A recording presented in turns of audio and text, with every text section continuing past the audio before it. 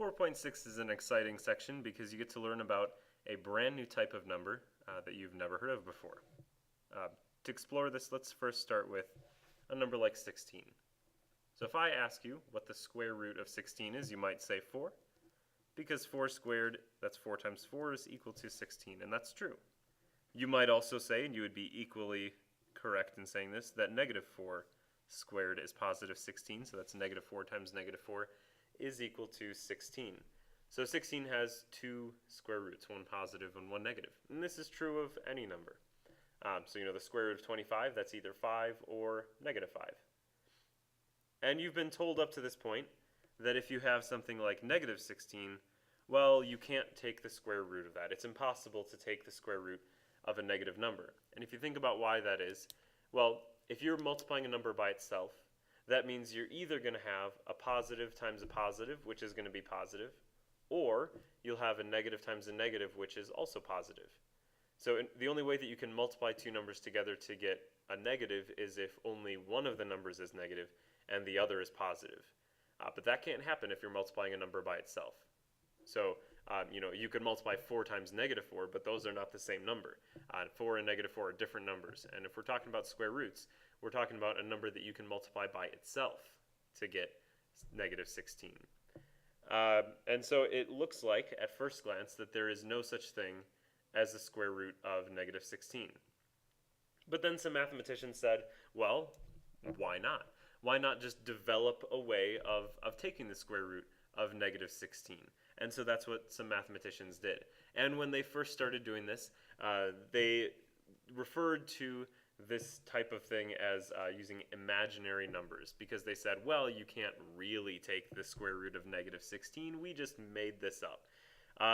Which was a bit naive, because it turns out that imaginary numbers are massively useful, and they tell us a lot about what's going on in the underlying structure of the mathematics, and they are an incredibly useful tool for understanding what's really going on in a lot of situations that we wouldn't have otherwise seen. And so it was quite naive to call these imaginary numbers. They have real contexts and tell us real things about it. It's kind of like if we had called negative numbers imaginary numbers, because like I can't hold negative $5 in my hand, so that's not a real number. It's kind of that sort of naivety, but that's what they were called, imaginary numbers, and that's what stuck. So that's what we call them. So we call them imaginary numbers, and this is how we do it. So if we want to take the square root of negative 16. And we'll just worry about the positive square root of 16 for right now. So what we can do is we can break negative 16 apart into 16 times negative 1. And if you remember your rules for multiplying radicals, we could break these apart, and we could say that this is really the square root of 16 times the square root of negative 1. So what we've done is we've just taken a scalpel and cut the negative out of that so that we can deal with the rest of the number as normal. So now we can take the square root of 16 as we normally would, and we get 4 times the square root of negative 1. Well, now what we do here is we have a special name for the square root of negative 1. We call that I. So I is equal to the square root of negative 1. And so this is really 4 times I. So that is the square root of negative 16, 4i. Now we would also have a negative 4i, so we could call this plus or minus 4i. Just like we would say the square root of 16 is plus or minus 4, the square root of negative 16 is plus or minus 4i. Now let me just take 4i and square this for you to show you that this really is negative 16 if we square 4i. So 4 squared, well, actually, let me write it this way. We'll do 4i times 4i. So 4 times 4 is 16, and then I times I is I squared. Now, again, what we're trying to get here is negative 16. So you might be wondering how we get to negative 16 from this. Well, let's take a look at I squared. So if I is negative 1, then if we square both sides, we get the square root of negative 1 squared. Well, squaring and square root cancel each other out. So it's just like if you multiply by 2 and then divide by 2, or if you add 2 and then subtract 2, you get back to where you started. If you square and then square root, you get back to where you started. So I squared is equal to -1. The squaring and square root just cancel each other off. And so what we get is 16 times -1, which is -16. So you can see that if we take this number and we multiply it by itself, we square it, we do get -16. And this is legitimately the square root of -16. This is something that we can actually do. So again, you've been told up to this point that you cannot take the square root of negative numbers. That's a lie. You can. You just need to introduce this new type of number in order to be able to do so. All right, let's get to the meat of the lesson now. So all the stuff up top is essentially what I just went through with you. So we have, again, the main thing here is a special name for the square root of -1. We call it the imaginary unit, or I. All right, so when we're solving equations, sometimes we will be required to take the square root of a negative number. And so that's what we're going to do in this equation here. So we start out solving this exactly like we did in 4.5. There's really very little difference between solving equations in 4.6 and in 4.5. We just have to use these imaginary numbers in 4.6.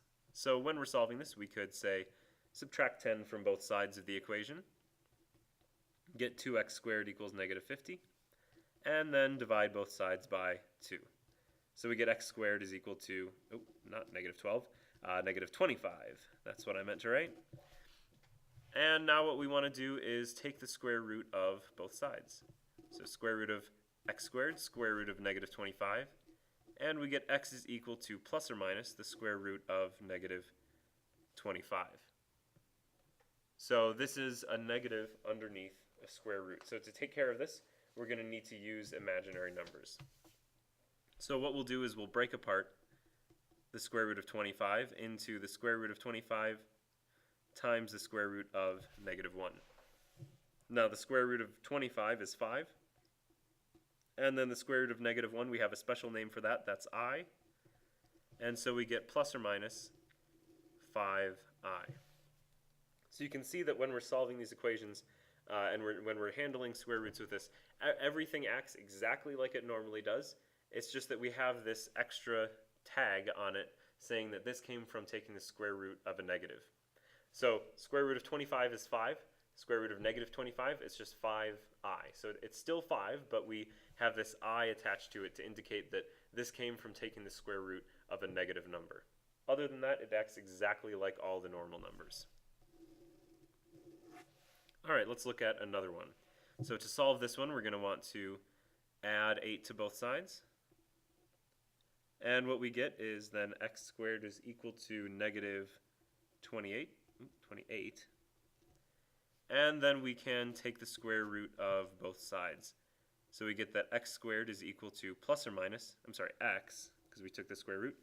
X is equal to plus or minus the square root of -28. So now we need to reduce this radical. Well, just like I said a minute ago, when we're dealing with square roots, they're going to act exactly like normal numbers. It's just that we have to add in this I to indicate that this came from taking the square root of a negative number. So let's go through and break this down. So 28, we could do 4 and 7. 4 can be split into 2 and 2, and there's a pair of 2's. So then for our answer, we can do plus or minus, pull a 2 outside of the radical, and then we leave 7 underneath. But again, this was really -7 because we had a -28. And so then what we need to do is separate that apart. Say this is square root of 7 times the square root of -1. So that's plus or minus 2 times the square root of 7 times I. Or this will often be written rearranged. So plus or minus 2 times I times the square root of 7. Now it doesn't really matter what order you write those in. Remember that you can multiply things in any order and you should get the same answer. So it doesn't really matter, but for the sake of cleanliness, sometimes that I is put before the square root so that it doesn't look like the square root is covering over the I, because the I should be outside of the square root. So for clarity, sometimes it's put before the square root.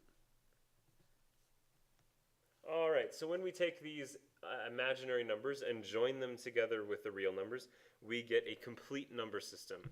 and we call this the complex number system. So a complex number has two parts to it. It has a real part and it has an imaginary part. And so when we're writing these, we have a standard form for that. We put the real part first and the imaginary part second. So when we have a number like this, 4 plus 2i, this is a complex number. 4 is the real part, 2i is the imaginary part. Put those together and we get a complex number. If we're going to add complex numbers together, it's quite straightforward. It's just going to be combining like terms, really. So we combine the real parts together and we combine the imaginary parts together. So if we take 2 plus 3i and add to that 5 plus 6i, well, 2 plus 5 is 7, 3i plus 6i is 9i, and that's what we get when we add them together. It's just combining like terms, that's all it is. 7 and negative 3 would be 4.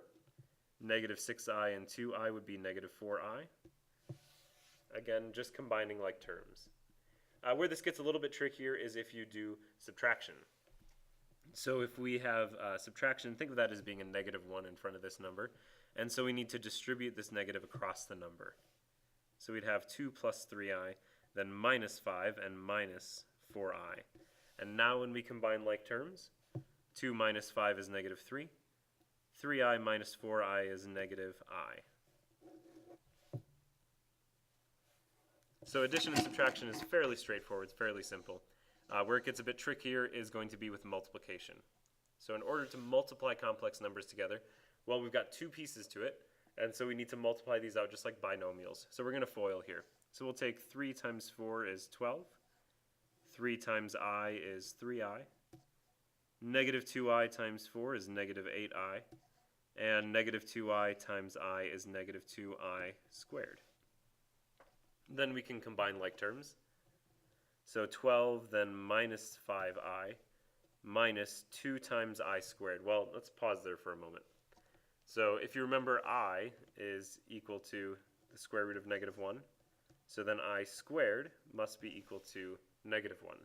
And so here we have I squared. Well, I can replace that with negative 1 because I squared is negative 1. And so this is then negative 2 times negative 1, which is really the same thing as adding 2. So this is really negative 12, then plus 2 is going to be 14 minus 5i.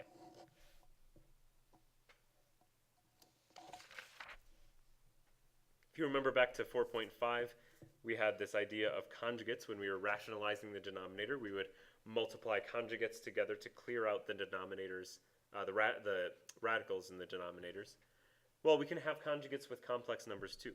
So again, conjugates are where you have the exact same thing, but you have one positive and one negative sign in between the numbers. So other than that, they're the same.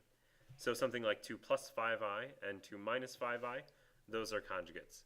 And anytime we multiply any conjugates together, something special happens, and you'll see that when we multiply these out. So let's do so. So again, we're going to FOIL. So 2 times 2 is 4. 2 times negative 5i is negative 10i. And 5i times 2 is positive 10i. And then 5i times negative 5i is negative 25i squared. So then this is the special thing that happens. Negative 10i and positive 10i, you get the same thing but opposite signs. That happens when you multiply conjugates. And so those middle terms drop out. And we get 4 minus 25i squared. Well, remember that I squared is negative 1. And so we really have negative 25 times negative 1, which is 4 plus 25. 4 plus 25 is 29. If we want to graph complex numbers, we're going to have to do it a bit differently. So when we're graphing real numbers, just regular old numbers, there's only one piece to that number, and so we only need one dimension in order to graph it.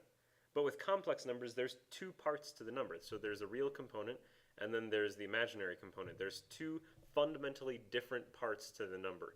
And so when we're graphing that complex numbers, we need to have two dimensions in order to describe the number completely. So it's not enough to just have a number line. We cannot graph complex numbers on a number line. We need a two-dimensional surface in order to graph these points. We need two dimensions in order to do so. So one of the dimensions, we're going to use the horizontal axis for that. One of the dimensions is the real component. So this is not the x-axis anymore. This is the real axis. So the x and y axes, these are going out the window for this. We're not using those. What we're going to do is instead use the horizontal axis for the real component of the number, and then the vertical axis for the imaginary component of the number. So again, this is not an xy plane. This is not a coordinate plane where we have an x value and a y value, an x-axis and a y-axis. We are graphing one number here, only one number, but since that number has two fundamentally different pieces to it, we need two dimensions in order to graph it. So this is one number, but it has two parts to it. So we need two dimensions to graph this one number.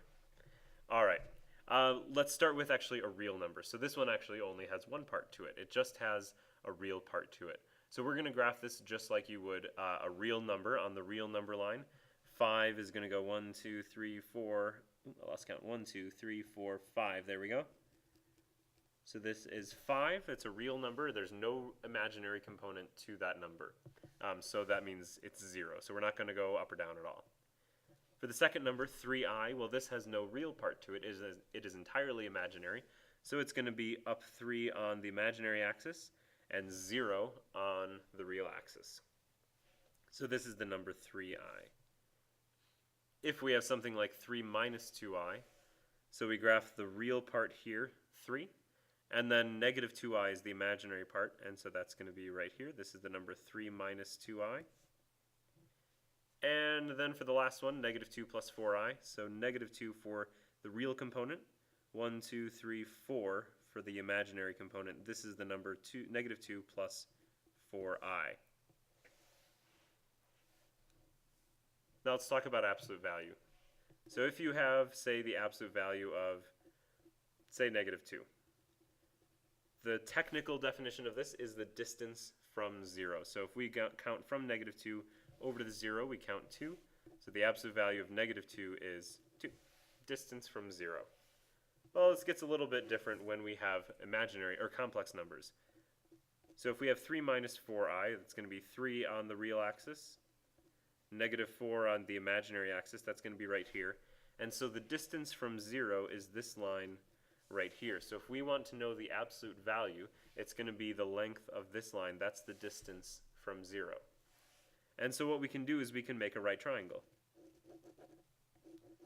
So let's draw a right triangle on this graph. Now this distance here is 3. It's the real component. This distance here is 4. That's the imaginary component. And so the distance across here we can find using the Pythagorean theorem. So we can do 3 squared plus 4 squared is equal to c squared, and then c is going to be the absolute value here. 3 squared is 9, 4 squared is 16, 9 plus 16 is 25, and then we take the square root of both sides and we get that c is equal to 5. So the absolute value of this number, so if I say absolute value of 3 minus 4i, that is equal to 5. Now you might be thinking, well, when we take the square root here, we should get plus or minus 5. That's a good thought. I'm glad you're thinking that. But if we're talking about distances, remember that distance is always positive. So we just take that negative answer and throw it away because we're talking about distance here.